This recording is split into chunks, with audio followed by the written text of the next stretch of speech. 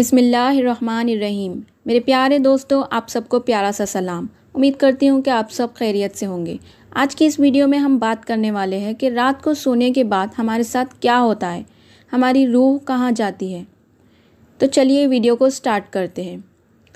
अल्लाह ही तो है जो रात को सोने की हालत में तुम्हारी रूह कब्ज़ कर लेता है और जो कुछ तुम दिन में करते हो उससे ख़बर रखता है, फिर तुम्हें दिन को उठा देता है ताकि यही सिलसिला जारी रखकर ज़िंदगी की मुद्दत मुय्या पूरी कर दी जाए।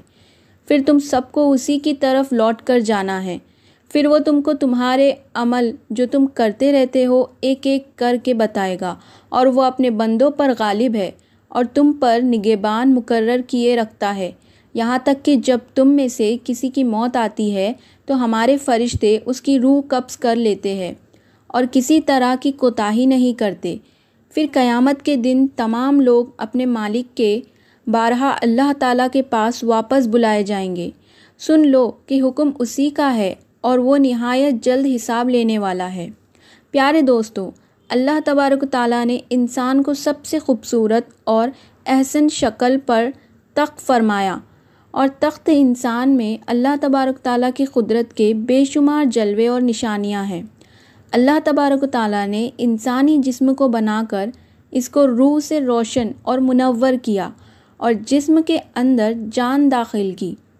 जब जब तक ये रूह इंसान के जिस्म के अंदर है तब तक इंसान ज़िंदा है। जब ये रूह जिस्म से निकल जाएगी तो उस वक्त इंसान मर जाता है और ऐसा उस वक्त तक होता है जब इंसान की उम्र ख़त्म हो जाती है। लेकिन क्या आप जानते हैं कि हर इंसान एक ऐसी भी ज़िंदगी जीता है जिसके अंदर वो रोज़ मरता है और रोज़ जीता है। प्यारे दोस्तों, आज की इस वीडियो में हम आपको इसी ज़िंदगी और मौत के बारे में बताएंगे कि किस तरह इंसान रोज़ मरता और रोज़ ज़िंदा होता है। और क्या आप जानते हैं कि जब इंसान सो जाता है तो उसकी रूह कहाँ चली जाती है और इंसान ख्वाब के अंदर जो कुछ भी देखता है क्या वो सच होता है या झूठ। और नेक लोगों की रूहें सोने के बाद ज़्यादातर कहाँ का सफ़र करती है और बुरे लोगों की रूहें सोने के बाद कहाँ का सफ़र करती है। प्यारे दोस्तों, इन तमाम तर सवाल जवाबाइकरण रब है। जिस तरह दुनिया में इंसानी जिस्म का लिबास कपड़े है, इसी तरह अल्लाह तबारक ताला ने रूह का लिबास इंसानी जिस्म को बनाया है। इसी वजह से जब जिस्म से रूह निकल जाती है तो जिस्म बेकार हो जाता है। प्यारे दोस्तों, रूह दो तरह की होती है, एक नेक जो कि नेक अमल करती है और दूसरी बदक और गुनाहगार रूह जो कि बुरे अमल करती है। इंसान को जो भी ख्वाब आते हैं या वो ख्वाब में जहाँ कहीं भी जाता है, इसमें इंसान की सोच और अमल का दखल होता है। अगर नेक रूह हो तो उसको ख्वाब भी नेक आते हैं और उसको ख्वाब के अंदर नेक लोगों की ज़ियारत होती है, जैसे कि हुजूर अकरम सल्लल्लाहु अलैहि वसल्लम का दीदार होना या सहाबा कराम का या औलिया कराम का ज़ियारत नसीब होना। और इसी तरह नेक रूह जब ख्वाब में कहीं सफ़र करती है तो उसका सफ़र भी नेक होता है और वो ख्वाब में नेक चीज़ें को देखती है। और जो बदक रूह होती है वो बुरे लोगों की तरफ मायल होती है। ऐसी रूह पर शैतान का कब्ज़ा होता है। ऐसे लोगों को भी ख्वाब आते हैं वो शैतानी होते हैं और ऐसे लोगों के ख्वाब काबिल कबूल नहीं होते। प्यारे दोस्तों, जब इंसान सो जाता है तो उसकी रूह जिस्म से निकल जाती है और सैर करती रहती है, लेकिन इसका ताल्लुक़ जिस्म से नहीं टूटता, इसका ताल्लुक़ जिस्म से बाकी रहता है। रूह बहुत ताकतवर होती है। अगर ये रूह अल्लाह तबारक ताला की इबादत और उसके ज़िक्र के ज़रिए उसका कुर्ब हासिल कर ले तो रूह के पास इतनी ताकत होती है कि वो अपने जिस्म को जहाँ चाहे उड़ाकर ले जा सकती है। और ये मामला इंसान की पाकीज़ा पर मुनकर होता है। रिवायत में आता है कि एक मर्तबा हज़रत अली रज़ी अल्लाह ताला अन्हु जुमे की तैयारी फरमा रहे थे। जब खुतबा शुरू हुआ तो हज़रत अली रज़ी अल्लाह ताला अन्हु ने रूह के बारे में बयान करना शुरू किया। इसी दौरान एक शख्स खड़ा हुआ और आप रज़ी अल्लाह ताला अन्हु से पूछने लगा कि ए अली, शेर खुदा रज़ी अल्लाह ताला अन्हु, जब इंसान सो जाता है तो इंसान की रूह कहाँ चली जाती है? क्या रूह जिस्म से जुदा हो जाती है? तो हज़रत अली रज़ी अल्लाह ताला अन्हु ने इरशाद फरमाया कि तुम्हारे जिस्म और हर इंसान के जिस्म में जो रूह अल्लाह तबारक ताला ने डाली है ये 3 हिस्सों में तकसीम है। रूह का पहला हिस्सा इंसान के जिस्म में है और रूह का दूसरा हिस्सा इंसान के वजूद से बाहर यानी आलम बरज़ख में और उसको देख रहा है, और रूह का तीसरा हिस्सा इंसानी जिस्म से है। उस वक्त जुदा होता है जब इंसान सो जाता है। अगर इंसान नेक और अल्लाह तबारक ताला का फर्माबरदार हो तो उसकी रूह एक ऐसे आलम में चली जाती है जहां अल्लाह तबारक ताला ने जिन्नात और इंसानी रूहों के माप एक रास्ता बनाया है। ये नेक रूह जब उस मकाम पर पहुंच जाती है तो उस वक्त इंसान को ख्वाब आने लगते हैं। वहाँ ये नेक रूह वो सब कुछ देखती है जो आगे दुनिया में होने वाला होता है। और अगर इंसान गुनाहगार और अल्लाह तबारक ताला का नाफरमान हो तो ऐसे इंसान की रूह उसके जिस्म में ही कैद रहती है और उसको ख्वाब में नेक रूह की तरह कुछ भी नज़र नहीं आता। और अगर इंसान एक और अल्लाह तबारक ताला का फर्माबरदार होता है तो अल्लाह तबारक ताला ऐसे इंसान को एक ख़ास किस्म का इल्म अता फरमाते हैं। उस इल्म के अंदर ऐसी ताकत होती है कि अगर इंसान जब चाहे जहाँ चाहे वहाँ पर जा सकता है। लिहाजा जब इंसान अल्लाह तबारक ताला को राज़ी कर लेता है तो अल्लाह तबारक ताला इंसान की रूह को हर तरह की कैद से आज़ाद फरमा देते हैं। उस वक्त अल्लाह तबारक ताला इसको एक ख़ास इल्म अता फरमाते हैं जिसके ज़रिए ये जहाँ चाहे वहीं पर जा सकता है। प्यारे दोस्तों, हकीकत ये है कि इंसान के ख्वाबों का और रूह का ताल्लुक़ इंसान के आमाल के साथ है। अगर इंसान की सोच अच्छी हो तो इंसान को अच्छे ख्वाब आते हैं और अगर इंसान की सोच बुरी हो तो उसे बुरे ख्वाब आते हैं। दोस्तों, अब आगे की इस वीडियो में हम जानेंगे कि आलम बरज़ख क्या है और रूह आलम बरज़ख में कैसे रहती है। बल्कि आलम बरज़ख के हवाले से एक यहूदी औरत का वाक़या भी आपको बताएंगे कि जब एक यहूदी औरत ने सैयदा आयशा सिद्दीक़ा रज़ियल्लाहु ताला अन्हु को आलम बरज़ख के बारे में बताया तो हज़रत आयशा रज़ियल्लाहु ताला अन्हु ने आलम बरज़ख का इनकार क्यों किया। वीडियो में आप ये भी जान पाएंगे कि इंसान के मरने के बाद क्या होता है, यानी आलम बरज़ख की ज़िंदगी कैसी होती है, यहाँ पर लोग कैसे रहते हैं, लोग यहाँ पर क्या खाते हैं पीते हैं। और हाँ, ये भी आपको बताएंगे कि इंसान जब मर जाता है तो आलम बरज़ख में दुनियावी बातों को कैसे याद रखता है। दोस्तों, आलम बरज़ख के बारे में रिवायत में इस तरह बताया गया है कि आलम कहते हैं दुनिया को, और हमारे लिए ये 4 आलम है, यानी 4 दुनिया है। आलम अरवाह, आलम दुनिया, आलम बरज़ख, आलम आखिरत। जी हाँ, ये हकीकत में 4 आलम है और हर आलम के अकाम अलग अलग है और हर इंसान को उन सब से गुज़रने हैं। लेकिन ये अलग बात है कि हर एक जगह पर रहने का वक्त अलग अलग होता है। अल्लाह पाक ने इंसानों के एक दुनिया से दूसरी दुनिया में जाने के लिए अलग अलग वजूहात पैदा किए हैं, जैसे कि आलम अरवाह यानी रूहों की दुनिया। इस दुनिया में आने तक का ज़रिया माँ बाप है और इस दुनिया से आलम बरज़ख की दुनिया तक जाने का ज़रिया मौत है और आलम बरज़ख से आलम आखिरत तक जाने का ज़रिया सूर है जो हज़रत इसराफील अलैहिस्सलाम फूकेंगे। लेकिन आज का हमारा टॉपिक सिर्फ आलम बरज़ख के बारे में है। दोस्तों, बरज़ख के लफ्ज़ माने आड़ या पर्दा है। इंसान की मौत से लेकर मैदान महशर कायम होने तक का वक्त बर्ज़ कहलाता है। यानी अगर ये कहा जाए कि ये वो जगह है कि जिसमें मौत के बाद क़यामत तक रूहें रहती है तो ये गलत ना होगा। यानी बरज़ख में सारे इंसानों और जिन्नों की मौत के बाद रहना है और ये आलम बर्ज़ हमारी दुनिया से बहुत बड़ा है। यानी बर्ज़ी ज़िंदगी दुनियावी ज़िंदगी से बहुत बड़ी है, लेकिन वो भी एक दिन ख़त्म हो जाएगी। अल्लाह पाक सूर मोमिन में फ़रमाते हैं और उनके आगे एक आड़ है इस दिन तक जिसमें ये उठाए जाएंगे। दोस्तों, आलम बरज़ख में पहुंचने के बाद इंसान का आखिरत की तरफ सफ़र शुरू हो जाता है। हुज़ूर पाक सल्लल्लाहु अलैहि वसल्लम ने इस बारे में फ़रमाया, बेशक आखिरत की सबसे पहली मंजिल कब्र है। अगर कब्र में इंसान कामयाब हो गया तो आगे का रास्ता भी आसान हो जाएगा और अगर इसमें कामयाब ना हो सका तो आगे का रास्ता बहुत कठिन होगा।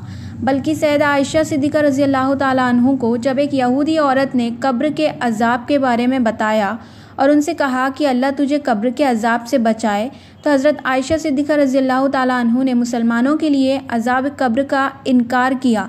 लेकिन जब नबी करीम सल्लल्लाहु अलैहि वसल्लम ने आयशा सिद्दीक़ा रज़ियल्लाहु ताला अन्हु को बताया कि कब्र में अज़ाब मुसलमानों को भी हो सकता है और गुनाहों की वजह से उन्हें भी अज़ाब होगा, तो सैयदा आयशा सिद्दीक़ा रज़ियल्लाहु ताला अन्हु ने नबी करीम सल्लल्लाहु अलैहि वसल्लम के फ़रमान को मान लिया। ये वाक़या हदीस की बहुत सारी किताबों में मिलता है, जिसकी डिटेल कुछ इस तरह है कि उम्मुल मोमिनीन सैयदा आयशा सिद्दीक़ा रज़ियल्लाहु ताला अन्हु को पहली बार एक यहूदी औरत ने क़ब्र में अज़ाब के बारे में बताया, लेकिन उन्होंने इसको सच नहीं माना और फिर नबी पाक सल्लल्लाहु अलैहि वसल्लम ने भी यहूदियों को झूठा कहा। बाद में आप सल्लल्लाहु अलैहि वसल्लम पर वही यानी अल्लाह ताला की तरफ से पैगाम भेजा गया और आप सल्लल्लाहु अलैहि वसल्लम को कब्र के अज़ाब के बारे में बताया गया। उसी दिन सूरज को ग्रहण लग गया और आप सल्लल्लाहु अलैहि वसल्लम के बेटे सैयदना इब्राहीम रज़ियल्लाहु ताला अन्हु का इंतकाल भी हो गया। लिहाजा आप सल्लल्लाहु अलैहि वसल्लम ने उसी दिन सूरज ग्रहण की नमाज सलातुल कुसूफ पढ़ाई और फिर खुतबा दिया और इस खुतबे में सहाबा इकराम रिज़वान रज़ियल्लाहु ताला अन्हु अज़माइन को अज़ाब कब्र के बारे में पूरी जानकारी दी। फिर नबी पाक सल्लल्लाहु अलैहि वसल्लम हर नमाज के बाद हमेशा कब्र के अज़ाब से बचने की दुआ करते और सहाबा इकराम को भी इसकी दुआ सिखाई और उन्होंने हुक्म दिया कि वो भी हर नमाज के आखिर में कब्र के अज़ाब से बचने की दुआ किया करे। बल्कि मेराज का वाक़या नबी करीम सल्लल्लाहु अलैहि वसल्लम ताला की ज़िंदगी में पेश आ चुका था और मेराज में आप सल्लल्लाहु अलैहि वसल्लम को नाफरमान इंसानों को अज़ाब दिए जाने के कुछ मंज़र दिखाए गए थे। नबी करीम सल्लल्लाहु अलैहि वसल्लम अज़ाब जहन्नुम और अज़ाब क़ब्र दोनों से पनाह मांगा करते थे और इसी तरह आप सल्लल्लाहु अलैहि वसल्लम ने वाज़ फरमा दिया कि अज़ाब जहन्नुम और अज़ाब क़ब्र दोनों अलग अलग हकीकत है। बल्कि हुज़ूर सल्लल्लाहु अलैहि वसल्लम ने फरमाया कि जब इंसान का इंतकाल हो जाता है तो इस पर सुबह शाम उसका ठिकाना दिखाया जाता है। अगर वो जन्नती है तो जन्नत वालों की जगह और अगर जहन्नुमी है तो जहन्नुम वालों की जगह उसको दिखाई जाती है। फिर कहा जाता है कि ये तेरा ठिकाना है, यहाँ तक कि अल्लाह तुझे क़यामत के दिन उठाएगा। दोस्तों, जब रूह आलम बरज़ख में पहुँचती है तो इसमें भी दो जगह है। एक का नाम इलीन है जिसमें नेक रूहों को रखा जाता है और दूसरी जगह का नाम सिजिन है जिसमें बदक, गुनाहगार और काफिर रूहों को रखा जाता है। तमाम रूहें क़यामत के दिन तक यहीं पर रहेगी और फिर क़यामत के दिन अपने हिसाब किताब के बाद अपने असल जगह यानी जन्नत या दोज़ख में जाएगी। रिवायत में आता है कि इंसान की वफ़ात के बाद कब्र में रूह को फिर से उसी जिस्म में डाल दिया जाता है जहाँ पर दो फरिश्ते मुनकर और नकीर सवाल जवाब करेंगे। अगर सवालों के जवाब सही रहे तो फिर आसमान से आवाज़ आती है कि मेरे बंदे ने सच कहा और उसके लिए जन्नत बिछोना बिछा दो और उसे जन्नती लिबास पहना दो और उसकी कब्र में जन्नत की खिड़की खोल दो। कब्र में ही जन्नत की तरफ खिड़की खोल दी जाती है जहाँ से उसे जन्नत की हवा और खुशबू मिलती रहती है और जहाँ तक उसकी नज़र जाती है उसी कब्र को फैला दिया जाता है। लेकिन अगर सवालों के जवाब सही ना हुए तो फिर उसके लिए कब्र में ही जहन्नुम का बिछोना बिछा दिया जाता है। जहन्नुम की गर्मी उसे हर वक्त महसूस करवाई जाती है और उसकी कब्र इतनी छोटी हो जाती है कि पसलियाँ आपस में धंस जाती है। और इस तरह अगर आमाल के हिसाब से नेक रूह है तो वो खूबसूरत नूरानी फरिश्ते रूह को इलीन में छोड़ देते हैं और अगर आमाल बुरे हो तो दो खौफनाक नुकीले दांतों वाले फरिश्ते बुरे इंसान की तरह रूह को सिजिन में डाल देते हैं। सिजन क्योंकि बुरी और बदक रूहों का ठिकाना है इसलिए वहां पहुंचकर बुरी रूहों पर अजाब आना शुरू हो जाता है, जबकि लीन में मौजूद रूहों पर कोई पाबंदी लागू नहीं होती और वो बाग जैसी जगह पर एक दूसरे के साथ मौजूद होते हैं। नेक रूहों इलिगिन में एक दूसरे के साथ रहती है और एक दूसरे को पहचान भी लेती है, जबकि सिजन बुरे लोगों की रूहों को अजाब का मज़ा चखाता है। इलीन में मौजूद रूहें एक दूसरे को देखकर खुश होती है, एक दूसरे से बातें करती है, जो वक्त उन्होंने दुनिया में गुजारा उसकी याद करती है और नई आने वाली रूहों से अपने प्यारों की खबर भी लेती है कि मेरे फ़लाँ रिश्तेदार किस हाल में है। अगर कहीं आने वाली रूह ये कहे कि तुम्हारे फ़लाँ रिश्तेदार को कब का मर चुका है मगर वो यहाँ इलीन में नहीं पहुँचा, तो ये नेक रूह समझ जाती है कि इसे सिजन में भेज दिया गया होगा। नेक रूह अपने रिश्तेदार का इंतज़ार इलीन में ऐसे ही करती है जैसे कोई घर से दूर अपने घर वालों से मिलने का इंतज़ार करता है और इलीन में नेक लोगों के अलावा अंबिया इकराम, शुहदा और सिद्दीक़ा की रूहें भी एक दूसरे के साथ मिलकर बातें करती है। बल्कि रिवायत में आता है कि नेक रूहें अपने करीबी रिश्तेदार से मुलाकात करे, जैसे कि नबी पाक सल्लल्लाहु अलैहि वसल्लम ने हज़रत फ़ातिमा रज़ियल्लाहु ताला अन्हु से फरमाया था कि मेरे विशाल के बाद सबसे पहले फ़ातिमा तुम ही मुझसे मिलोगी, और बिल्कुल ऐसा ही हुआ। और आप सल्लल्लाहु अलैहि वसल्लम के विसाल के 4 से 6 महीने बाद हज़रत फ़ातिमा रज़ियल्लाहु ताला अन्हु हुज़ूर अकरम सल्लल्लाहु अलैहि वसल्लम से जा मिली। दोस्तों, याद रहे कि आलम बरज़ख में रूह मैदान महशर कायम होने तक रहेगी, यानी क़यामत के दिन तक रूह के ठहरने की जगह आलम बरज़ख में रहेगी, और क़यामत ही वो दिन होगा जब रूहों को उनके जिस्मों में डालकर दोबारा उठाया जाएगा। फिर हिसाब किताब के बाद जन्नत या जहन्नुम में डाल दिया जाएगा, और फिर वही हमेशा के लिए उसका ठिकाना होगा। बल्कि दोस्तों, हज़रत उस्मान गनी रज़ियल्लाहु ताला अन्हु जब किसी कब्र के पास खड़े होते तो इस तरह रोते कि दाढ़ी मुबारक भीग जाती थी। सवाल किया गया कि आप जन्नत या दोज़ख का चर्चा करके नहीं रोते और कब्र को देखकर इस तरह रोते हैं, तो हज़रत उस्मान गनी रज़ियल्लाहु ताला अन्हु ने जवाब दिया कि रसूल पाक सल्लल्लाहु अलैहि वसल्लम ने फरमाया है, बेशक कब्र आखिरत की मंजिल में से पहली मंजिल है। अगर इसमें कामयाब हुआ तो इसके बाद की मंजिल इससे ज़्यादा आसान है, और अगर इसमें कामयाब ना हुआ तो इसके बाद की मंजिल इससे ज़्यादा सख्त है। हज़रत उस्मान गनी रज़ियल्लाहु ताला अन्हु फरमाते हैं कि अल्लाह के रसूल सल्लल्लाहु अलैहि वसल्लम ने इरशाद फरमाया कि मैंने कभी कोई मंज़र कब्र के अज़ाब से ज़्यादा सख्त नहीं देखा। बल्कि हज़रत इब्न अब्बास रज़ियल्लाहु ताला अन्हु से मरहब है कि हुज़ूर अकरम सल्लल्लाहु अलैहि वसल्लम मदीना या मक्का के किसी बाग से गुज़रे, इतने में 2 इंसानों की आवाज़ सुनी जिनको कब्र में अज़ाब दिया जा रहा था। नबी करीम सल्लल्लाहु अलैहि वसल्लम ने इरशाद फरमाया, इन दोनों को अज़ाब हो रहा है, और इसी बड़े काम की वजह से अज़ाब नहीं हो रहा, बल्कि ऐसी मामूली बातों पर जिनसे ये बच सकते थे। फिर आपने फरमाया, इन दोनों में से एक पेशाब के छींटे से नहीं बचता था और दूसरा चुगली करता फिरता था। फिर आप सल्लल्लाहु अलैहि वसल्लम ने एक टहनी मंगवाई, फिर इसके 2 टुकड़े किए, फिर एक एक टुकड़ा दोनों कब्रों पर रख दिया। सहाबा ने अर्ज़ किया, आपने ऐसा क्यों किया? आप सल्लल्लाहु अलैहि वसल्लम ने फरमाया, शायद इन दोनों का अज़ाब इनके सूखने तक हल्का कर दिया जाए। दोस्तों, अब आए हम सब मिलकर अल्लाह से दुआ भी करते हैं कि ए मेरे अल्लाह, हमें सेहत और तंदुरुस्ती वाली ज़िंदगी अता फरमा, और जब हम फौत हो जाए तो मरने के बाद हमारी कब्र को जन्नत का बाग बना दे, और आलम बरज़ख में हमारा ठिकाना नेक रूहों के साथ इलीन में दे। आमीन या रब्बुल आलमीन। दोस्तों, अगर आपको हमारी आज की ये वीडियो अच्छी लगे तो हमारे चैनल को लाइक करें, शेयर करें और सब्सक्राइब करना ना भूलें, और आपके तमाम दोस्तों तक पहुँचाएँ।